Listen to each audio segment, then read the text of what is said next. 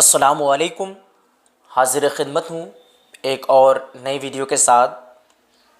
जैसे कि आप तमाम पुराने स्टूडेंट को पता होगा, हम लोगों ने चैप्टर नंबर 1 और चैप्टर नंबर 2 को कवर कर लिया है।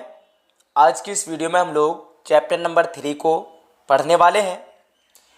इसलिए जितने भी न्यू स्टूडेंट इस वीडियो को देख रहे हैं, आप तमाम से मैं गुजारिश और अपील करूंगा कि आप लोग चैप्टर नंबर 1 और चैप्टर नंबर 2 को ज़रूर देखें।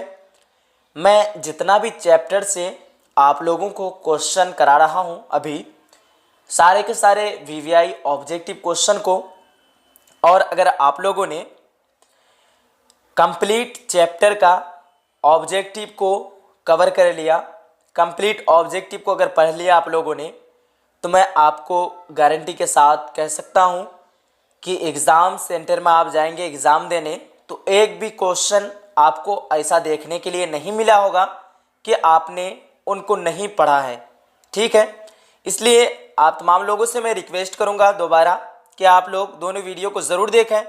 इसी टाइप से हर एक चैप्टर बाय चैप्टर जो है वीडियो अपलोड हो रही है लगातार, इसलिए आप लोग तैयार रहें। रोज़ाना 10:30 सुबह के टाइम। ठीक है, आइए फिर स्टार्ट करते हैं आज की इस वीडियो को। आज की इस क्लास में हम लोग चैप्टर नंबर 3 को कवर करने जा रहे हैं। चैप्टर नंबर 3 का नाम है बाज़ पुराने लफ्ज़ों की नई तहकीक। इसके मुसन्निफ़ है सैयद सुलेमान नदवी।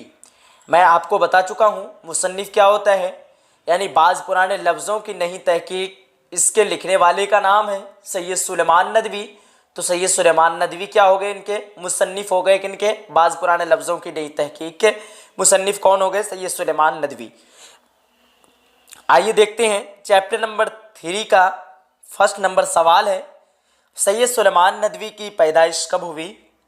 ऑप्शन दिया हुआ है आपके सामने में 1884 ईस्वी, 1885 ईस्वी, 1886, 1887 ईस्वी। इसका सही आंसर की बात करें, सही आंसर ऑप्शन नंबर ए हो जाएगा 1884 ईस्वी। सारे स्टूडेंट मेरे साथ रिपीट कीजिएगा और एक बार में आप लोगों को याद हो जाना चाहिए। तकरीबन आपके निसाब में जो है लगभग मैं मान के चले आप लोग तो 30 चैप्टर है। अगर 30 चैप्टर को हर एक चैप्टर में एवरेज के मुताबिक 20-20 करके ऑब्जेक्टिव मिलता है, तो 30 चैप्टर का 3 दूनी 6 यानी 600 अगर ऑब्जेक्टिव आप लोग याद करते हैं तो पूरी तैयारी आप लोगों का हो जाता है। तो 600 ऑब्जेक्टिव आपको 6 दिन में याद हो जाएगा। ठीक है, इसका पीडीएफ नोट्स के लिए मेरे नंबर पे आप लोग राब्ता ज़रूर करें। कंप्लीट पीडीएफ नोट्स आपको चैप्टर वाइज मिल जाएगा। इस नंबर पे आप लोग राब्ता करें 950 821 47 60। इस नंबर पे राब्ता करके आप इसका कंप्लीट नोट्स और पीडीएफ प्रोवाइड कर सकते हैं। आपको कुछ फी लगेंगे, ठीक है, उसके बाद जो आपको पीडीएफ नोट्स मिल जाएगा। देखते हैं सवाल नंबर 3 है, बस्ती दसना किस ज़िला में वाक़े है? गया, पटना, भागलपुर, नालंदा। तो नालंदा ज़िला में जो है बस्ती दसना जो है अभी भी मौजूदा नालंदा ज़िला में जो है वाक़े है। देखिएगा अगला सवाल, सवाल नंबर 4 है, सैयद सुलेमान नदवी के वालिद का क्या नाम था? तो सैयद सुलेमान नदवी के वालिद का नाम था सैयद अबुल हसन। सारे स्टूडेंट मेरे साथ पढ़िएगा, रिपीट कीजिएगा और एक बार में याद होना है आप लोगों का, और क्वेश्चन को भी देख लेना है। बिल्कुल हूबहू इसी टाइप से आपको क्वेश्चन देखने के लिए मिलेगा और आंसर जिस टाइप से यहाँ बैठा हुआ है उसी टाइप से आपको आंसर भी बैठा हुआ मिलेगा क्वेश्चन पेपर में। इसलिए आप लोग मेरी बात को याद रखें, एग्जाम बाद आप लोगों को याद जरूर आएगा कि सर जिस तरह बताए थे बिल्कुल हूबहू वही क्वेश्चन आया हुआ है हम लोगों का। देखिएगा अगला सवाल है, सैयद सुलेमान नदवी ने किस कॉलेज में दर्स व तदरीस के फ़राइज़ अंजाम दिए? Poona college, Delhi college, Shibli college, oriental college. इसका सही आंसर है ऑप्शन नंबर ए, पूना कॉलेज। उसके बाद देखिएगा अगला सवाल है, सवाल नंबर 6 है, सैयद सुलेमान नदवी की जाए पैदाइश कहाँ है? ये सवाल 2019-2020 में रिपीट हुआ है। सैयद सुलेमान नदवी की जाए पैदाइश पूछ रहा है, यानी किस जगह में सैयद सुलेमान नदवी पैदा हुए? तो जगह का नाम है दसना, जो कि आपको पता होगा दसना कहाँ पड़ता है? नालंदा ज़िला में। उसके बाद देखिएगा अगला सवाल है, सवाल नंबर 7, अरबी में नाश्ता को क्या कहते हैं? तो अरबी में नाश्ता को फतूर कहते हैं। ध्यान रखिएगा सारे स्टूडेंट, ये क्वेश्चन 2020 में पूछा गया है। उसके बाद देखिएगा सारा वीवीआई क्वेश्चन आप लोगों को देखने के लिए मिल रहा है। सवाल नंबर 8 है, नाश्ता किसकी इस्तिलाह है? भूख लगने की, भूख उड़ाने की, भूख तोड़ने की, भूख मिटाने की। तो आपको मालूम होगा भूख लगने की इस्तिलाह है, 2021 में पूछा गया सवाल है। उसके बाद देखिएगा सवाल नंबर 9, सैयद सुलेमान नदवी का पहला मजमून किस अखबार में शाया हुआ था? अल-हाल, अल-पंच, अल-बलाग, अल-बदर। सही आंसर ऑप्शन नंबर बी, अल-पंच में। और आप लोग ध्यान रहे कि एक भी क्वेश्चन का आंसर मेरे द्वारा आप लोगों को गलत नहीं मिलेगा, सारे क्वेश्चन का आंसर आप लोगों को बिल्कुल परफेक्ट और सही मिलेगा। देखिएगा अगला सवाल, सवाल नंबर 10 में है, सैयद सुलेमान नदवी किसके शागिर्द थे? सर सैयद अहमद खां, शिबली नुमानी, हाली, अबुल कलाम आज़ाद। तो ध्यान रखिएगा सर सैयद अहमद खां जो है किसके शागिर्द थे? सैयद सुलेमान नदवी किसके शागिर्द थे? तो ये हो जाएगा आपका शिबली नुमानी के जो है शागिर्द थे। सवाल नंबर 10 का सही आंसर ऑप्शन नंबर बी। उसके बाद देखिएगा 11 नंबर सवाल, सैयद सुलेमान नदवी की वफात कब हुई? तो सैयद सुलेमान नदवी की वफात की बात करें 1953 ईस्वी में। कब?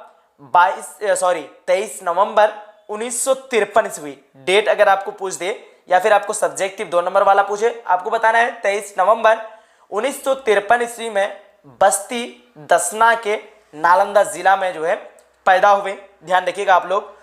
अगला सवाल देखिएगा, सवाल नंबर 12 है, सैयद सुलेमान नदवी का ताल्लुक किस सूबा से था?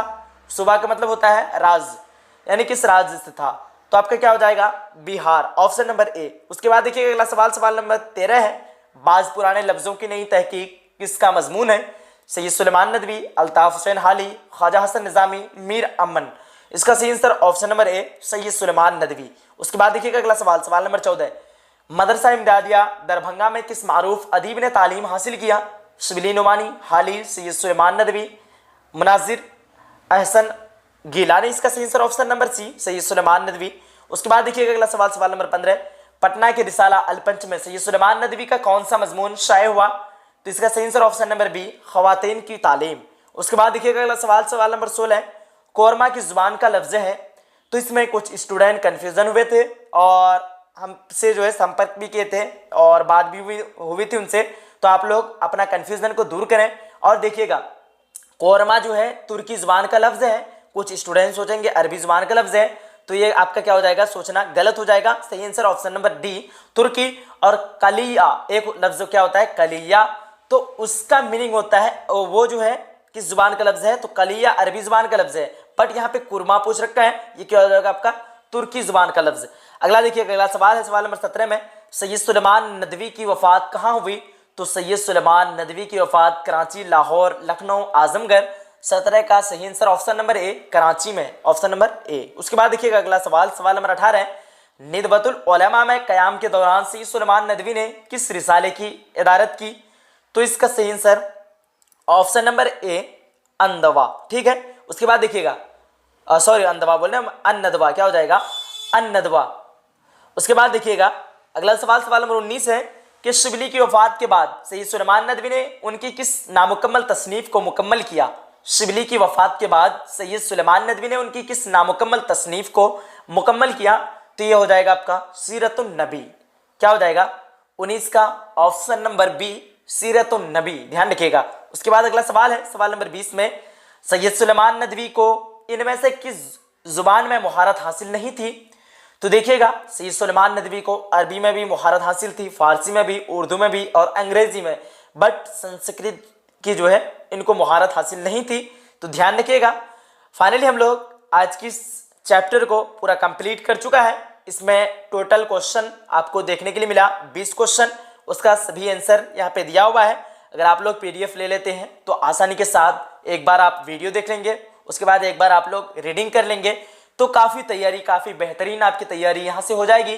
अगर आप लोगों ने यहाँ से तैयारी कर लिया, आपको ग्रामर पर्सन से, मजमून नवेसी, खतूत नवेसी, उसके बाद किताब पर बुक पर्सन से सारा आपको जो है सारी तैयारी, पूरी तैयारी आपको आपका सिलेबस से हो जाएगा। तो बताएं आप लोग वीडियो के कमेंट सेक्शन में कि आज का वीडियो आप लोगों को कैसा लगा। अगर अच्छा लगा है वीडियो को लाइक कीजिएगा, शेयर कीजिएगा। और अहम बात मैं बता दूं, ये 3 पॉइंट आप लोग हर एक चैप्टर से याद रखिएगा, पैदाइश, वफात और उनके वालिद का नाम। क्योंकि हर एग्जाम में ये तीनों चीज जरूरी आता है हर एक मुसन्निफ से। तो आप ध्यान रखिएगा, सैयद सुलेमान नदवी की पैदाइश कब हुई? तो 22 नवंबर, क्या 22 नवंबर 1800 कितना हो जाएगा 84 ईस्वी, 22 नवंबर 1884 ईस्वी। और वफात की बात करें तो 23 नवंबर, ये तो आपको याद रहेगा नवंबर ही, 23 नवंबर और 1953 ईस्वी। कब? 1953 ईस्वी। ध्यान रखिएगा, यहाँ पे ध्यान रखिएगा आप लोग, 22 नवंबर 1884 ईस्वी को इनकी पैदाइश हुई थी, ठीक है, और वफात 1953 ईस्वी, 23 नवंबर 1953 ईस्वी में इनकी वफात हुई। कहाँ वफात हुई थी? तो आप लोगों को मालूम ही होगा, मैं बता चुका हूँ, कराची में, ठीक है। और बाकी आपका क्या रह गया? और एक चीज, हाँ, एक वालिद का नाम, तो वालिद का नाम आप लोग ध्यान रखिएगा, क्या नाम है? अबुल हसन, ठीक है, ठीक है, क्या नाम है? अबुल हसन। और सैयद सुलेमान नदवी की जो है तसनीफ में, ये आप लोग तसानीफ याद रखिएगा जो आपके निसाब में ही शामिल है।